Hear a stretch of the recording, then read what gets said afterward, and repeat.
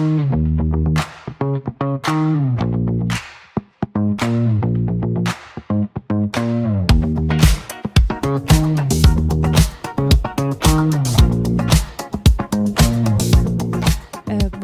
après-midi à tous.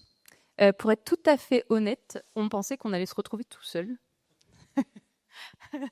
Donc je m'appelle Gaëlle. Ce soir, je serai votre hôte et la responsable des blagues malaisantes. Voilà, ne m'en voulez pas, c'est pour dérider le sujet. Donc on a autour de la table 3 profils. Claire, Boris, Son, qui sont très diversifiés. Et ce qui est intéressant, c'est que ça représente à peu près, parce qu'on a fait un petit sondage avant que tout le monde arrive, les profils qui sont présents dans la salle.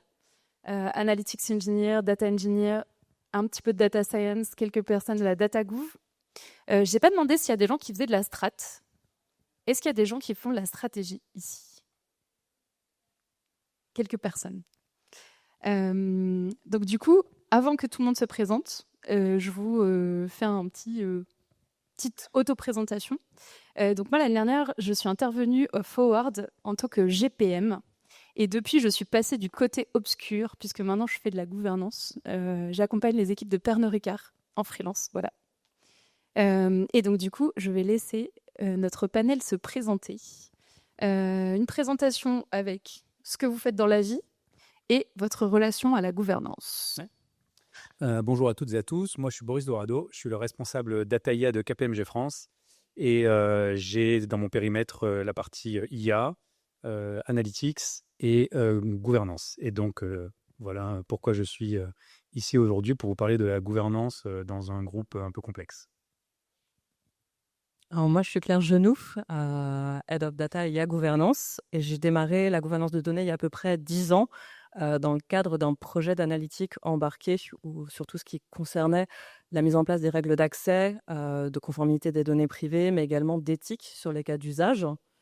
Avec l'expérience, j'ai vu la gouvernance de données changer de nature. Donc, ce qui relevait hier du contrôle et de la sécurité est vraiment devenu aujourd'hui un moteur d'alignement et de performance. Et ça va être ce lien entre stratégie, transformation et impact opérationnel que je m'efforce de mettre en place au travers d'une gouvernance de données.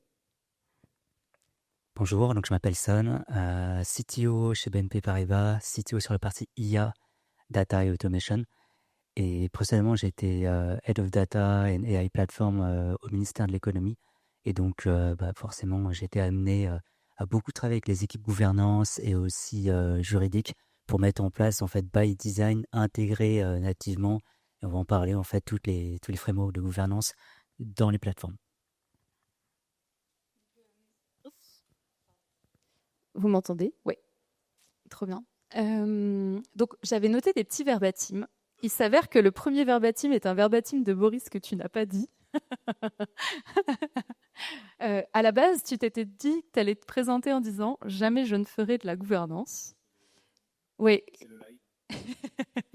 Et du coup, c'est très bien parce que ça tombe bien, parce que la prochaine question, c'est on ne comprend pas toujours concrètement quel problème ça résout et comment ça les résout. Même certains d'entre nous sont plutôt réfractaires. Je pense que moi, je faisais partie de ces personnes-là au départ. Qu'est-ce que c'est pour toi la gouvernance? Oui, effectivement, je pensais pas faire de la gouvernance parce que je trouvais ça ennuyeux. Mais c'était le cas il y a quelques années. La gouvernance était vue surtout comme de la conformité. En fait, on a oublié ce que ça veut dire gouverner. À part, là, je suis sûr que parmi vous, il y a des gens qui ont vu Seigneur des Anneaux qui se sont dit « Ah, l'anneau ». Dès que j'ai dit ce mot. Non, gouverner, c'est conduire, hein, c'est diriger, c'est conduire. Et la gouvernance, c'est quoi? C'est tout d'abord faire en sorte que tout se passe bien dans les rouages de votre entreprise. Ce qui concerne la data et l'IA. Mais d'ailleurs, on parle de gouvernance pour d'autres sujets. Hein. Dès que vous avez un projet, on parle de gouvernance, etc. Moi, j'aime bien parler de la gouvernance au métier parce que, en fait, dès qu'on parle de gouvernance, ils s'imaginent conformité, sécurité. Et donc, ils sont ennuyés avant même que vous ayez attaqué la discussion. Donc moi, ce que j'aime bien faire, c'est l'analogie entre vous rentrez dans une chambre d'adolescent, c'est le bordel, et il faut ranger tout ça. Et toutes les étapes de la gouvernance, elles peuvent s'adapter à cette analogie de la chambre d'adolescent. Il faut déjà identifier qu'est-ce qu'il y a comme truc partout. Est-ce qu'il y a des pulls, des t-shirts, des casquettes, des chaussures, etc. Donc ça, c'est tout ce qu'on fait en gouvernance quand on fait l'inventaire de nos données, la classification et la labellisation de nos données. Ensuite, il y a toute une partie, il faut ranger. Et donc là, on va identifier où est-ce qu'on met les choses au bon endroit. On va étiqueter les tiroirs, etc. Donc tout ça, c'est la metadata management. Et ensuite, il faut faire en sorte que ça reste propre et rangé. Et tout ça, c'est toute la partie qui est policies et process, dans laquelle on va définir les règles et faire en sorte qu'elles soient, et ça c'est le plus compliqué je pense dans la gouvernance, et faire en sorte qu'elles soient appliquées. Donc voilà comment moi j'aborde la gouvernance, voilà pour moi ce que c'est, comment je la communique à KPMG. Cette analogie que je file tout au cours du temps, qu'on peut filer un peu plus loin en termes de métaphore, et ranger la chambre et faire en sorte qu'elle continue à être ordonnée. Ça passe plutôt bien. Est-ce que Son, tu voudrais compléter cette définition? Alors moi, je mets en place les plateformes. Donc, quand il y a la chambre, en fait, moi, je mets les armoires.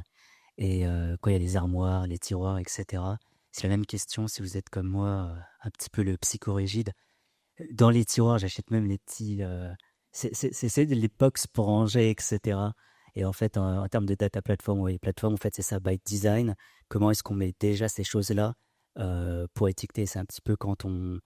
par exemple, pour l'IA, je dis souvent, si on met des voitures pour rouler plus vite, il faut aussi les panneaux de signalisation, etc., pour éviter qu'on ait des accidents, etc. Et il y a toute cette partie d'intégration by design de la gouvernance dans les outils, mais également, en fait, moi, je pense aussi la partie investissement, en termes de cycle d'investissement. Par exemple, sur la partie IA, combien au niveau d'un groupe comme BNP Paribas, on doit investir? Est-ce que c'est 100 millions, 200 millions, 300 millions? Et comment... Il y a une tempête. Ok. La question qui se pose, c'est finalement combien on doit investir. Et ce qu'on aimerait, c'est éviter que 10 personnes fassent la même chose. Et en fait, c'est pour ça que la plateforme, en fait, on va commencer à parler, j'imagine, très prochainement de data mesh. Comment, by design, tous ces éléments, on les factorise. Donc, il y a vraiment, pour moi aussi, la question vraiment des investissements, quoi.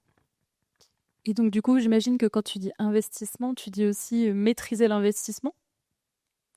C'est ça, en fait. C'est vraiment combien on souhaite mettre en termes de coûts financiers, par exemple, sur tout ce qui est modèle d'IA, etc. Par exemple, pour éviter que 10 entités, en tout cas, nous, on a à peu près une cinquantaine d'entités chez BNP Paribas. Ça peut être Floa, banque, je sais qu'il y a des personnes de Floa. Ça peut être Nickel, ça peut être BNP Paribas que vous voyez, ça peut être BNL en Italie, etc. Et en fait, chaque entité, nativement, si on ne fait pas la gouvernance, va refaire la même chose. Et ce matin, je parlais un petit peu de la mise en place de plateformes d'IA, de générative IA, avec du LLM on-premise. Pour maîtriser tout ça, il faut 8-10 personnes. Et ça, multiplié par 5 entités, 500 personnes, ça fait un coût financier assez énorme. Donc en fait, forcément, on va commencer à mettre en place des socles de gouvernance pour factoriser certains assets, pour éviter que l'empreinte du groupe soit au plus faible et le plus factorisé en fait sur la mise en place d'assets, avec la gouvernance pour la partie justement fonctionnement, target operating model, etc., quoi. Claire, est-ce que tu veux compléter? Alors de mon côté, c'est la gouvernance naît souvent d'un besoin de maîtrise des risques, on va être dans vraiment le contrôle des incidents, des risques, des coûts, des investissements tech également. Si je repense, historiquement, on s'est orienté majoritairement sur vraiment comment gérer la gouvernance, donc comment s'orienter sur un coût évité, que ce soit sur la conformité, la sécurité. Aujourd'hui, l'approche est majoritairement sur, faut le repositionner en termes d'architecture économique, c'est-à-dire le levier de rendement interne. Donc, c'est quand une gouvernance, elle est bien conçue, elle va accélérer tout ce qui est mise en production des cas d'usage, réutilisation des données et surtout la confiance que les métiers accordent aux chiffres. Si je prends un exemple, par exemple, dans une entreprise, lorsqu'on doit lancer un nouveau data product ou une nouvelle analyse, et qu'on doit repartir de zéro, le simple fait d'avoir un langage commun ou des jeux de données certifiés va faire gagner de plusieurs semaines la mise en production par rapport à ce qui était sans gouvernance. Donc on va passer maintenant d'un ROI de la conformité à un ROI de la productivité et on va le voir assez rapidement dès que c'est mis en place avec moins de retraitement, plus de données réutilisées et surtout une donnée qui va circuler plus vite, de meilleure qualité et plus longtemps. Donc, si je comprends bien, pour toi, on est vraiment sur quelque chose qui est plus qu'une condition nécessaire aujourd'hui. Donc, c'est un concept qui est hyper intéressant. Mais concrètement, aujourd'hui, en entreprise, où est-ce qu'on en est? Est-ce que la valeur de ce que produise une équipe de gouvernance, elle est reconnue? Comment on fait pour la prouver finalement? Alors, on peut la prouver, on peut et on doit aussi la quantifier. D'une part, la gouvernance, on va pouvoir démontrer un impact sur les coûts directs.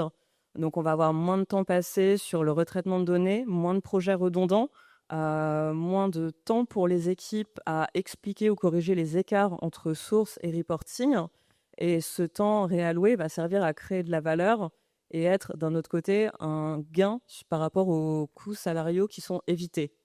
D'un point de vue technique, on va avoir moins de tickets dans les backlogs pour de la correction, des pipelines plus stables et forcément plus de temps pour construire. Inversement, on va également avoir un gain d'opportunité. Donc, par exemple, lorsqu'un cas de usage est livré plus vite, on va avoir une valeur business qui va rentrer plus tôt dans le cycle. C'est ce qu'on appelle le cash flow anticipé, donc la valeur, l'argent qui va rentrer plus vite, que ce soit en termes de vente, de gains, mais également en termes d'économie d'échelle. Et ce flux avancé va améliorer la liquidité de l'entreprise et donc sa capacité à croître et à réinvestir. Au final, on peut avoir on va dire une formule un peu assez simple qui va être quels sont les coûts évités plus la valeur business anticipée divisée par les investissements en gouvernance.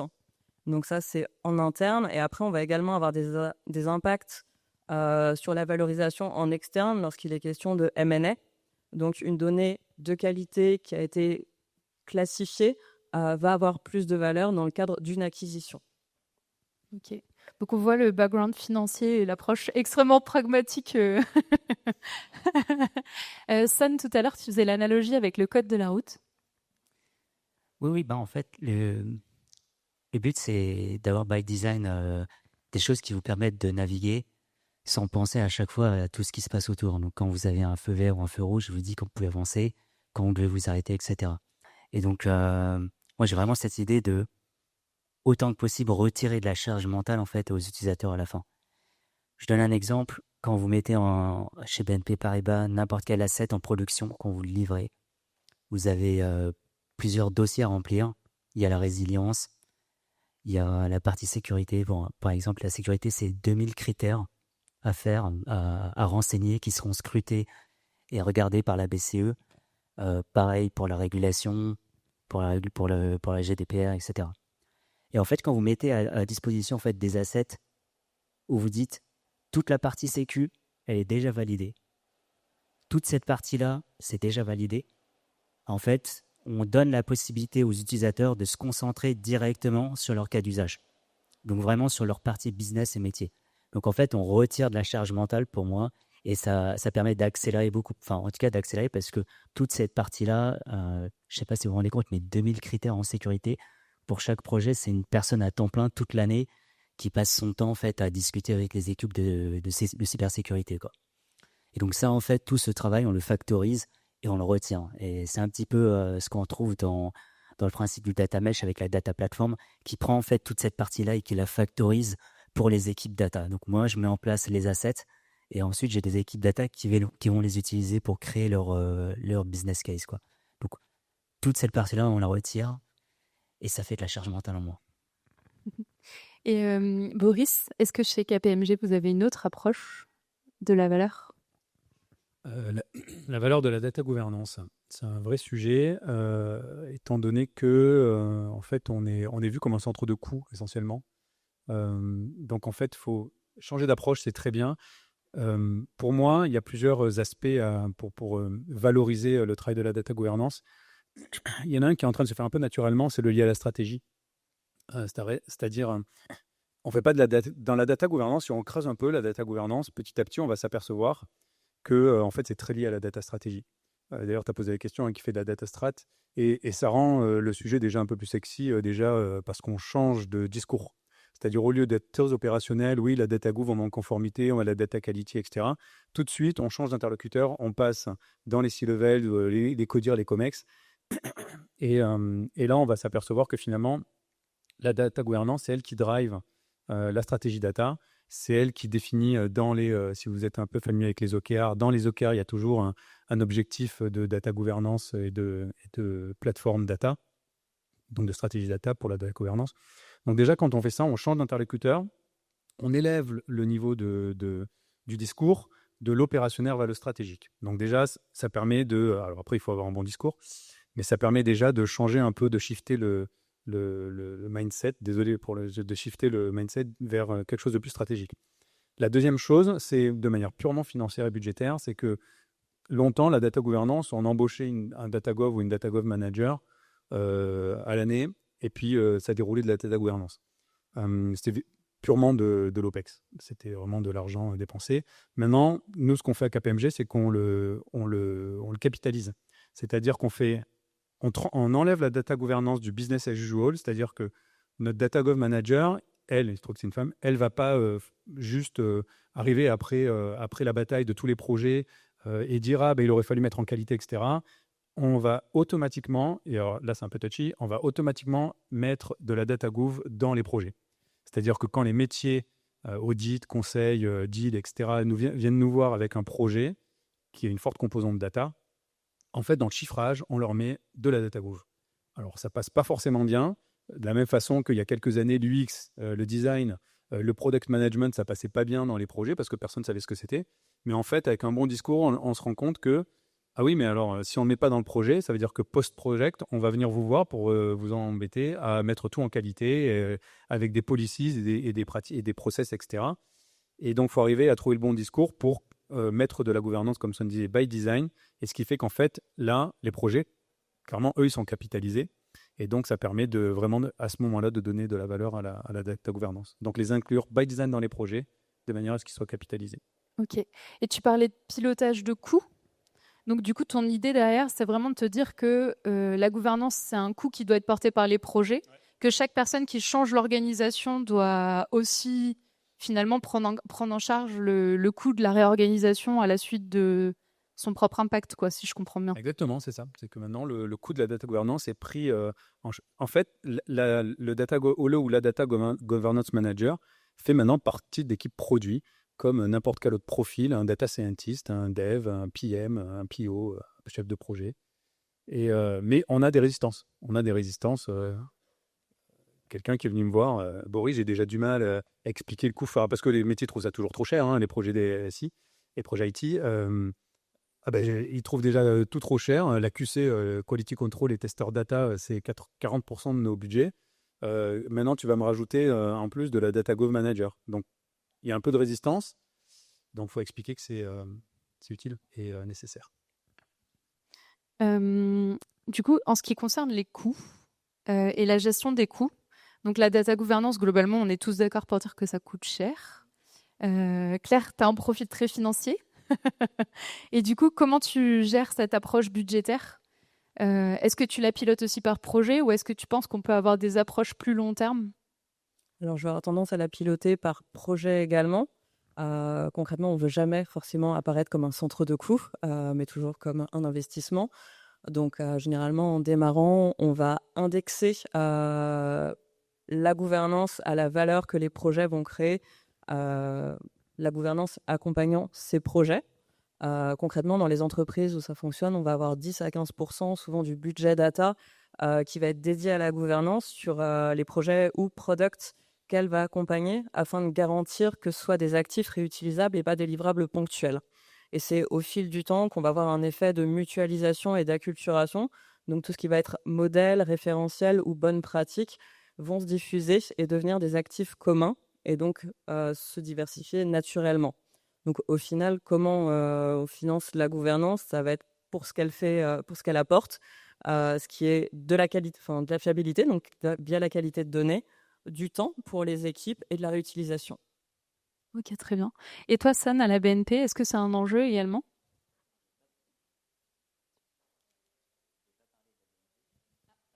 C'est bon. Je ne vais pas parler de la BNP parce que je vais dire quelque chose que je nierais avoir dit, qui est mon avis sur la data gouvernance, à savoir est-ce que ça devrait être porté par les projets ou centrales, etc. Et quand vous lisez le bouquin, en tout cas le livre de Zhamak, Data Mesh, elle considère que ça va être quelque chose de En tout cas, il y a une gouvernance centrale qui fait du législatif, qui explique un petit peu comment on doit mettre en place le data product. Et il y a de manière décentralisée de l'exécutif qui est fait directement au niveau des projets. On laisse en fait une certaine autonomie pour les projets pour justement adopter la manière de s'inscrire dans cette gouvernance. Et ça, en fait, si on regarde, comme j'ai travaillé au ministère, ça ressemble beaucoup à la manière dont est construit le pouvoir, en tout cas, d'une nation. Et au ministère, en fait, il y a ce qu'on appelle le pouvoir central et les services déconcentrés. Et si certains ont suivi l'ENA, enfin la réforme de l'ENA qu'avait fait Macron, en fait, les gens qui passaient l'ENA, maintenant, ont l'obligation de passer dans les pouvoirs déconcentrés avant de faire du central.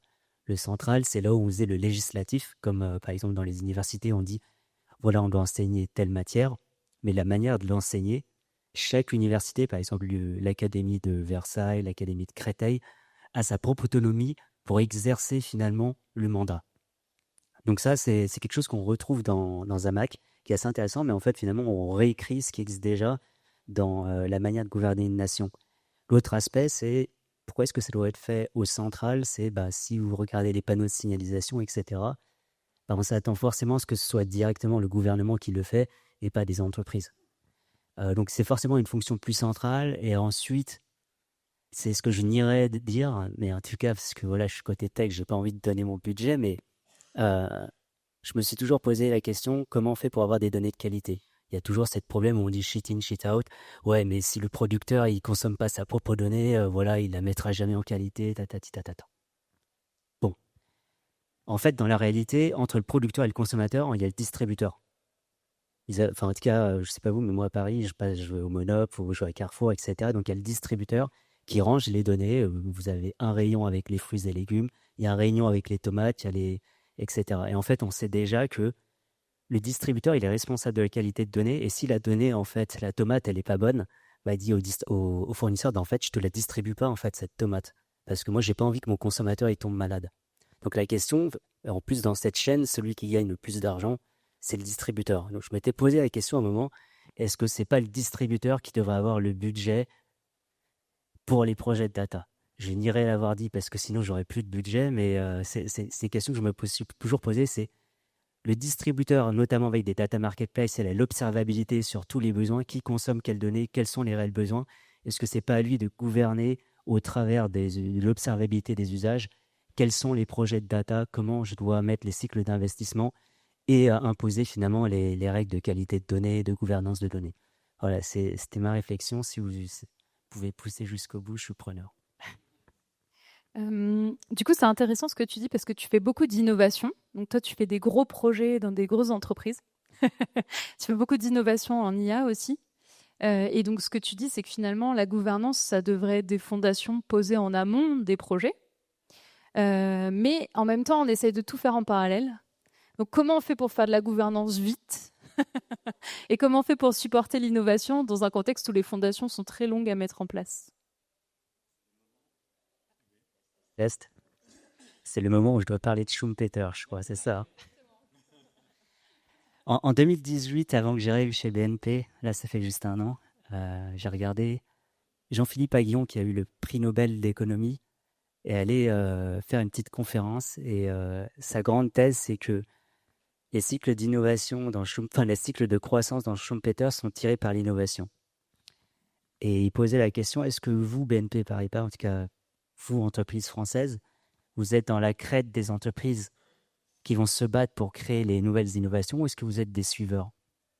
Et moi, je me suis dit, c'est trop compliqué d'être dans les meilleurs là. Par contre, il y a une autre stratégie qui est plus rentable et plus économique. Je ne sais pas si certains connaissent, c'est la stratégie du premier suiveur.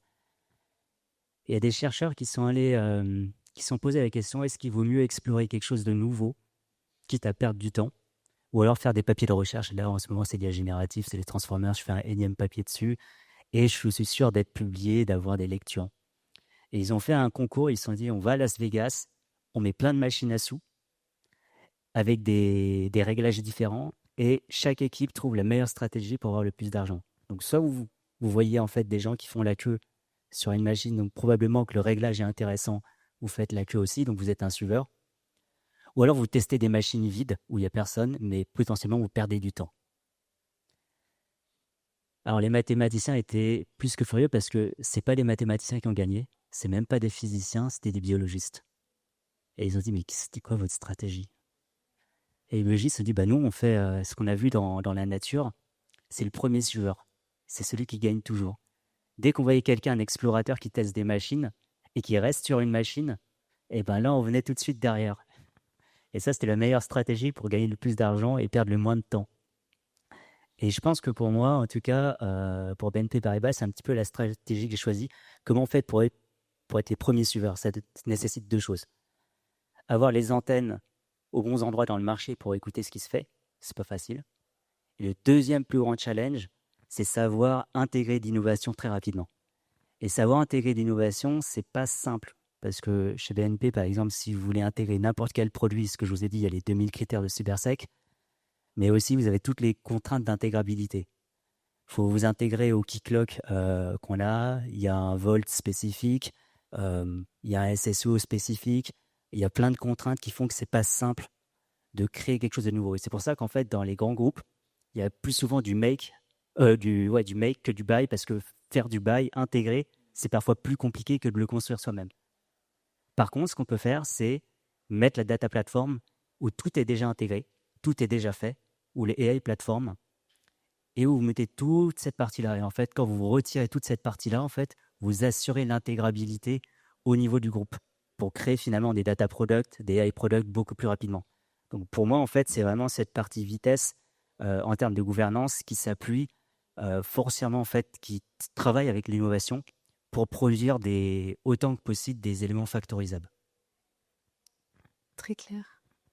Je ne sais pas si Boris, Claire, vous avez envie de rebondir sur les points qui ont été mentionnés par Sun. C'est, je connaissais pas, je découvre, puisque je découvre son speech là à l'instant.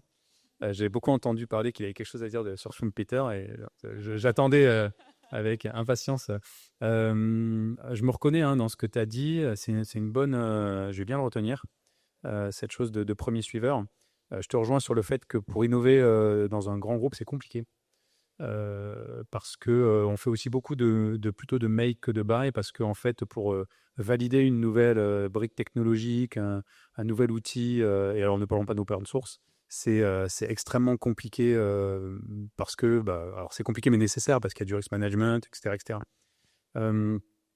Donc, non, voilà, j'avais juste envie de dire que j'étais d'accord et que ça a été très intéressant ce que tu as dit sur le premier sueur. Je vais cogiter. Claire, est-ce que tu voudrais rajouter quelque chose? Que dire de plus après Schumpeter? Non, mais écoute, rapidement, c'est historiquement, en fait, la gouvernance de données, c'était basé sur la stabilité, le contrôle, qui était vraiment prioritaire par rapport à l'agilité et l'innovation. Et aujourd'hui, un des challenges, c'est de déconstruire le fait que la gouvernance, pour être solide, doit être stable. Sa vraie robustesse, ça va être dans son adaptabilité. Et les équipes doivent aujourd'hui vraiment apprendre à changer leur façon de penser et d'appliquer la gouvernance des données dans les groupes pour fonctionner au même rythme que les AI et avec les AI. Donc, c'est au plus près du code des équipes qui vont développer et des solutions également. Petite question, combien de temps nous reste-t-il? 9 minutes, très bien. Et non, attends, Vas-y. tu as parlé de vitesse pour donc on va dire de delivery de la gouvernance ou d'innovation, etc. Tu viens d'en parler un peu, Claire. Il y a aussi la vitesse d'accélérer l'opérationnel de la gouvernance. Et là, pour le coup, les outils IA, on en voit de plus en plus tous les outils type Tail of Data qui font de la qualité, Great Expectation, je crois que ça s'appelle aussi, intègrent de plus en plus des outils IA. Et nous aussi, on le voit, en fait, comme les métiers, ils ont quand même, c'est pas quand même leur plus grand moment de devoir mettre en qualité leurs données. De plus en plus, on a recours à des outils IA qui vont automatiquement aller scraper le web, aller inférer des champs dans une table pour améliorer la gouvernance. Et ça, c'est vrai que ça permet quand même de retirer un peu une épine du pied des métiers pour la mise en qualité de la donnée. Donc, il y a vitesse de delivery de la gouvernance, mais il y a aussi vitesse opérationnelle de la gouvernance pour mettre en qualité les données. Et ça, grâce à l'IA, ça commence à être assez intéressant. Tu voulais faire une blague? Tu veux toujours faire ta blague? Ouais, je fais une blague. Allez, c'est pour illustrer parce que tu as parlé de changement et c'est toujours cette question d'intégrabilité, autant au sens technique qu'organisationnel. Et organisationnel, c'est autant la conduite du change que les process, etc. Est-ce qu'il y en a certains qui connaissent la blague du développeur ou de l'informaticien qui discute avec Dieu? Avec Dieu. Bon, Oui.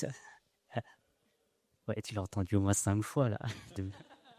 En gros, c'est Dieu qui discute avec un informaticien et il lui dit, tu vois, en 7 jours, j'ai créé le monde, tu vois. Et l'informaticien lui dit, bah, franchement, facile, hein, t'avais pas de tête technique, tu vois. Et j'aime bien cette blague parce qu'elle raconte tout le principe de la transformation digitale. C'est-à-dire que vous avez des femmes et des hommes qui ont construit une histoire pour une entreprise avec tout un parc applicatif et donc qui ont créé le passé. Et comment on fait en sorte qu'au niveau de l'entreprise, on reste contemporain, c'est-à-dire ancré dans le présent, mais pour écrire le futur. Et pour ça, en fait, il y a la question de la dette technique, mais aussi comment on réécrit un petit peu, que ce soit d'un point de vue applicatif, mais aussi la conduite du change, comment avec l'IA, là, on va réécrire, entre guillemets, notre manière de travailler, nos target operating model, etc. Et ça fait beaucoup penser à encore un truc que je cite souvent, c'est ce livre de Visconti qui s'appelle de Lampedusa, qui est une adaptation de Visconti, donc Le Guépard, où l'oncle du prince lui dit en fait tout changer pour que rien ne change. Donc c'est le moment où, à ce moment-là, en fait, la noblesse italienne est en train de s'effondrer face à l'industrialisation parce que le monde change et il se rend compte qu'il y a une obligation pour la noblesse italienne de changer leur façon de voir le monde pour s'adapter en tout cas à ce monde qui change, à l'industrialisation, à la mondialisation. Et il dit en fait tout changer pour que rien ne change, pour garder notre place au-dessus de la pyramide. Et c'est un petit peu pareil, la même question qui se pose là pour BNP Paribas, qui est le premier groupe bancaire en Europe, qui se retrouve confronté à ce changement avec l'IA. Et je vois les personnes qui se demandent mais comment on va devoir revoir tous nos process. Et le principe de la transformation digitale, le plus important, peut-être qu'avec l'IA, on va y arriver, c'est pas seulement changer les petits bouts, mais changer les process de vertical métier complète. Et ça, en fait, ça implique forcément l'axe de gouvernance qui est intrinsèquement lié, en fait, à ce besoin d'innovation pour rester, en fait, dans la course, quoi. Voilà. On a parlé de change, tu as parlé de data science aussi. Demain, si vous deviez constituer une équipe de gouvernance, vous avez carte blanche, budget illimité. À quoi elle ressemblerait votre Dream Team? Data Gov Manager pour gérer tout l'opérationnel. Quelques Data Quality Analyst pour pallier au fait que certains métiers n'ont pas de Data Analyst ou de Data Quality Analyst, des Data Stewards, quoi. Parce que dans le data mesh, idéalement, il devrait y avoir des data stewards dans tous les domaines data, ce qui n'est pas du tout le cas. Et voilà, il n'y a pas besoin je pense qu'il n'y a pas besoin. Mais ce qui est important, c'est que ce soit intégré dans les équipes produits comme le reste. Alors, je ne vais pas forcément répondre sur la même taille d'organisation. Si moi, ce serait un peu redondant. Donc, je vais partir dans une scale-up. Je constituerai pas forcément d'équipe de gouvernance à proprement parler. Il va y avoir un challenge forcément de structurer pour grossir, étant donné que c'est souvent en taille critique. Mais il n'y a pas un besoin d'avoir une équipe complète de gouvernance. Une personne suffit, sachant qu'avant ça a été une start-up, on a souvent des profils hybrides qui ont déjà des connaissances et qui vont être beaucoup plus faciles en termes de change management. Et toi, Sam, tu as un avis? Je suis en train de réfléchir. Moi, de manière générale, s'il faut faire quelque chose, là, c'est un petit peu la question qui se pose à BNP Paribas. Est-ce que, là, par exemple, il y a la pression des banques digitales qui arrivent, qui sont extrêmement fortes. Est-ce que, quand on recrée un nouveau produit, est-ce qu'on change l'existant? Ou est-ce que, totalement à côté, on donne naissance à quelque chose de totalement nouveau? Et si on regarde, par exemple, là, la première transformation digitale qu'il y a eu avec le cloud, ce qui était impressionnant avec le cloud, c'est qu'il n'y avait plus besoin de CapEx pour lancer en fait une entreprise digitale. Il n'y avait pas besoin d'acheter un data center. Donc en fait, quand on abaisse le ticket d'entrée dans un marché économique, ce qui se passe, c'est qu'on a une atomisation du marché. Et donc, ce qu'on a pu voir, c'est plein de startups apparaître. Là, ce qui est intéressant avec l'IA, c'est qu'on abaisse d'autant plus le ticket d'entrée parce qu'il n'y a peut-être même pas besoin d'avoir autant de développeurs, pas besoin d'avoir autant d'équipes RH, etc. Et on abaisse encore le ticket d'entrée dans un marché économique qui est le digital. Et moi, ma question du moment, c'est est-ce qu'on va assister à une société où on va avoir plein d'acteurs digitaux qui vont apparaître? C'est un petit peu ce que disait Y Combinator il y avait à peu près 9 mois. Il prédisait en fait, dans moins de 8 mois, on va avoir plein d'entreprises qui seront des licornes avec moins de 30 employés. Il y a eu Cursor qui est arrivé, c'est 30 employés, c'est 30 milliards de valo, je ne sais plus dans ces eaux-là, quoi. Et plein de startups comme ça. Et en fait, on arrive à une fragmentation du marché et ces grosses sociétés qui sont habituées à avoir en fait leur stabilité de par leur inertie économique, est-ce qu'ils vont se retrouver confrontés justement à cette fragmentation et comment ça va les faire réagir? Et notamment pour moi, la question, c'est est-ce qu'ils ne doivent pas intégrer justement des nouvelles entités extrêmement agiles, mais tout construire from scratch? C'est un petit peu ma question du moment. Donc je ne sais pas si je me suis un petit peu écarté, mais ça rejoint toujours la On a pas ta Dream Team là. question innovation et gouvernance. Est-ce qu'il ne faut pas imaginer carrément quelque chose de nouveau à l'intérieur à côté, quoi? Très bien. Je pense qu'on a encore le temps pour une question de l'audience. Qu'est-ce que tu en penses? Très bien. Est-ce qu'il y a quelqu'un qui a une question pour notre panel?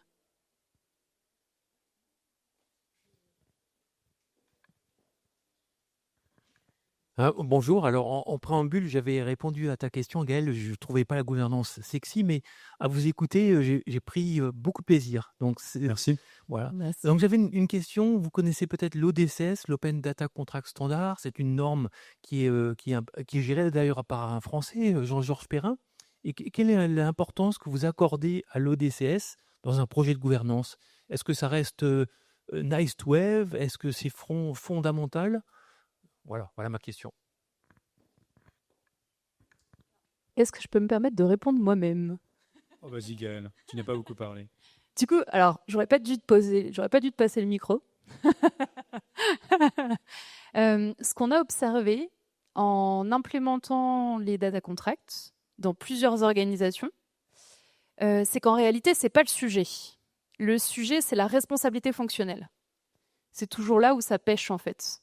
Le contrat, c'est entre guillemets intéressant d'avoir un standard, notamment par exemple chez Decathlon.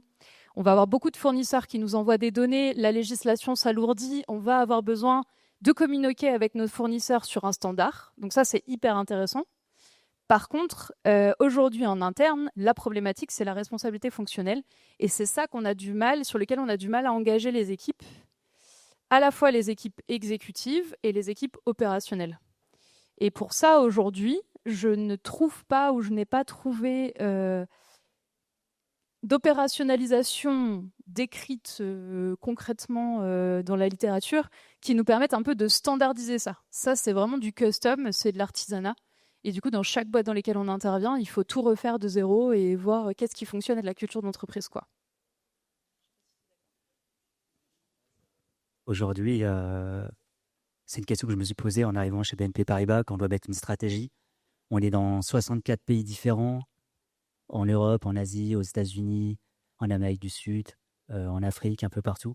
Est-ce que quand on regarde la partie data, c'est la régulation européenne qui s'applique en Asie, etc. Alors, je vous raconte les réunions sur les process, avec les process managers, parce que les process de niveau 1, 2 et 3, et c'est magnifique parce que des fois, il y a des gens qui se battent parce qu'il y a deux process de niveau 3 qui héritent de le même process de niveau 2, mais il y en a une qui préempte sur l'autre parce qu'il y a le process de niveau 1 qui est encore au-dessus de l'applicabilité de la région, un truc comme ça, c'est magnifique. C'est un petit peu, vous voyez, les héritages en losange, mais appliqués au juridique, quoi. En fait, c'est extrêmement complexe, donc chaque entreprise a sa propre manière de gérer, en fait, d'un point de vue régulation, l'applicabilité des lois. Et en tout cas, moi, je rejoins pas mal un truc qu'on retrouve chez Barmoses, où elle avait écrit, c'est elle qui a fondé Weight and Biases, si je ne me trompe pas, ou un autre outil. Elle explique que, en fait, tous les outils ont manqué une chose.